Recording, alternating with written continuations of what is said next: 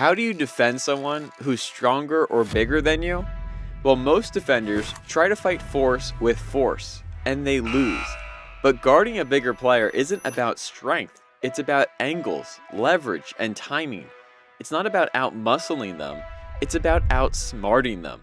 So in this video, we're breaking down how a smaller defender can still win the matchup, starting with the first battle you need to win, the battle for position.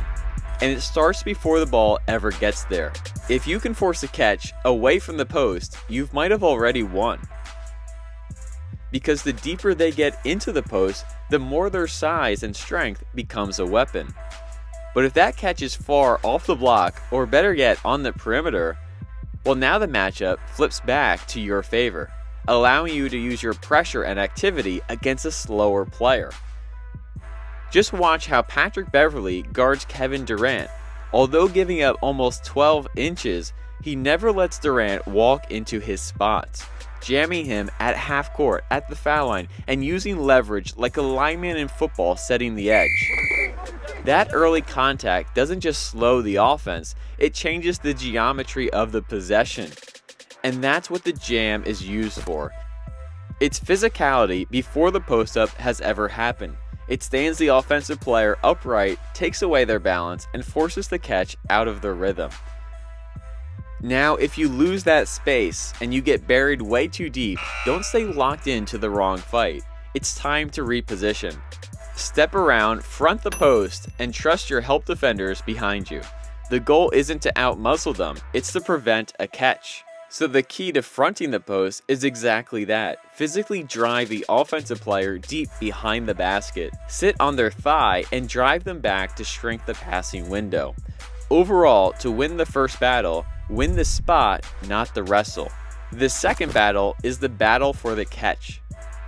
Because the best post defenders don't wait for the ball to arrive, they make sure it never does.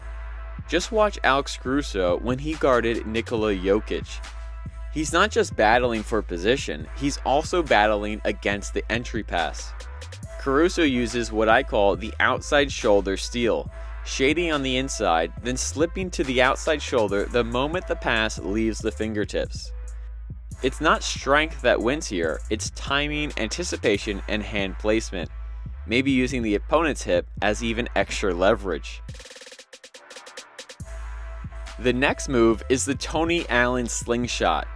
When the post player tries to use their armbar to seal you off, well, Tony Allen would grab it, pull it, and use it as a springboard, catapulting himself across the body to cut off the passing lane. You're not fighting strength with strength, you're redirecting it.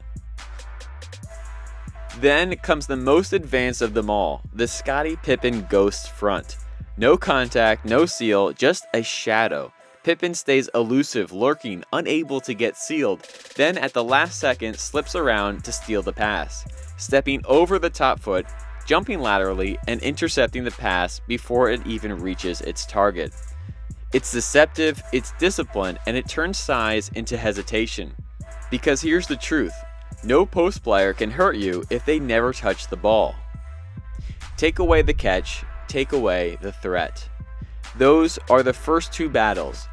If you lose the battle for position, well, it's not over. You can still win the battle for the catch. But sometimes, no matter how hard you battle, they still get the catch. That's when it's time for our last resort, defending the post-up. The first option is obviously the smother. If you've done your job in the first battle, you've probably forced a farther catch, maybe even the mid-post or short corner. That's where the advantage can swing back to you. Now you can rely on your quickness, pressure the dribbler, crowd their space, and make them uncomfortable. Don't let them back you down rhythmically. Don't give them a free dribble at all. But if they do catch it deep, that's when you need to give them a slight cushion. It sounds counterintuitive, but stay with me.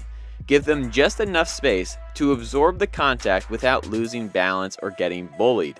This cushion actually allows you to meet their back down at the tail end of their force, giving you a chance to match their force. This is how Dennis Rodman was able to guard some of the most dominant big men the league has ever seen. Just make sure you're using your chest and not your hips that can be sealed. Hold your ground with your forward lean, short hops, and active feet.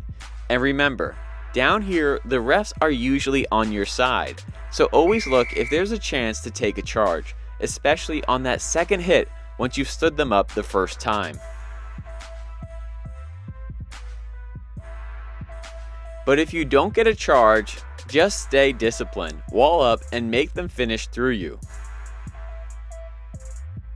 And here's a final tip. Most post players can make a drop step pretty easily, but that inside hook, well, that's a little harder. So at the very least, make them hit a contested jump hook going to the middle of the floor, because the goal has never changed. Don't give them an easy basket.